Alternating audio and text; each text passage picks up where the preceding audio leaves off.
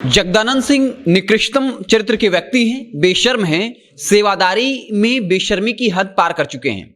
JDU के राष्ट्रीय अध्यक्ष ललन सिंह ने आरजेडी के प्रदेश अध्यक्ष जगदानंद सिंह को लेकर यह बात कही। यानी साफ तौर पर बिहार में देखा जा सकता है, बिहार की राजनीति में कि शाब्दिक मर्यादाएं कैसे कैसे तार तार हो रही हैं। जब कोई एक विधायक, यहां तक कि बिहार के उप मुख्यमंत्री जो हैं, वो गाली गलौज का इस्तेमाल करती हैं। और अब जेडीयू के नंबर 2 के नेता माने जा सकते हैं जेडीयू के राष्ट्रीय अध्यक्ष ललन सिंह, वहीं जगदानंद सिंह जो काफी बुजुर्ग हैं और आरजेडी के प्रदेश अध्यक्ष हैं, उन पर जो है ललन सिंह ने आपत्तिजनक टिप्पणी की है और साफ तौर पे कहा है कि जगदानंद सिंह जो है वो निकृष्ट चरित्र के व्यक्ति हैं। इसके साथ ही कहा कि जगदानंद सिंह सेवादारी में बेशर्मी की हद पार कर चुके हैं। आपको बता दें कि ललन सिंह ने जगदानंद सिंह को नीतीश कुमार की मेहरबानी याद दिलाई। हम यही बताएंगे कि आखिर क्यों ललन सिंह ने नीतीश कुमार की मेहरबानी जगदानंद सिंह को याद दिलाई। लेकिन आपको बता दें कि पहले ललन सिंह ने जगदानंद सिंह को लेकर क्या कहा। ललन सिंह ने कहा कि एक वक्त था जब जगदानंद सिंह जल संसाधन मंत्री थे, अपनी इस्तीफा अस्वीकार करने के लिए उसी वैद्य के बेटे नीतीश कुमार के यहां 5 दिनों तक खटिया पे पड़े रहे, एक ही धोती कुर्ते में।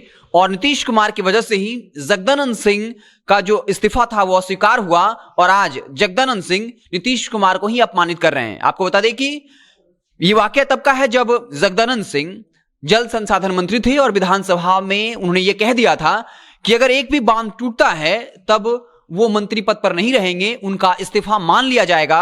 और उस वक्त बाढ़ का वक्त था, दिन में जगदानंद सिंह ने यह बयान दिया था और रात में ही बांध टूट गया था। और उसके बाद जगदानंद सिंह अपने द्वारा बोली गई बात में फंस चुके थे। उसके बाद अपनी इस्तीफा को अस्वीकार कराने के लिए कहा जाता है, जैसा कि ललन सिंह दावा कर रहे हैं कि जगदानंद सिंह नीतीश कुमार के यहां 5 दिनों तक खटिया पे पड़े रहे, एक ही धोती कुर्ते में। और उसके बाद जो है नीतीश कुमार के सहयोग से जगदानंद सिंह का इस्तीफा जो है स्वीकार कर दिया। आपको बता दें कि ये पूरा मसला कब शुरू हुआ। बीते रविवार को जगदानंद सिंह एक प्रेस कॉन्फ्रेंस कर रहे थे, जहां साफ तौर पे नीतीश कुमार पर हमला करते हुए कहा था। नीतीश कुमार के पिता वैद्य थे, तो आखिर नीतीश कुमार ये बताएं कि वैद्य ने पुड़िये में बांधकर कितनी संपत्ति नीतीश कुमार को दी थी, नीतीश कुमार के पास इस वक्त कितनी जमीनें हैं।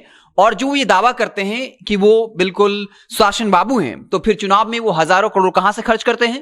उन्होंने ये दावा किया कि तेजस्वी यादव जो नेता प्रतिपक्ष हैं, वो एक हेलीकॉप्टर की मदद से, वो भी जनता की मदद से चुनाव प्रचार कर रहे थे। वहीं जेडीयू के तमाम नेता 10 से 12 हेलीकॉप्टर का इस्तेमाल कर रहे थे। उन्होंने ये भी दावा किया कि जेडीयू के नेता प्रत्येक मतदाता पर 2000 रुपए बांट रहे थे। आखिर इतने पैसे कहां से आए?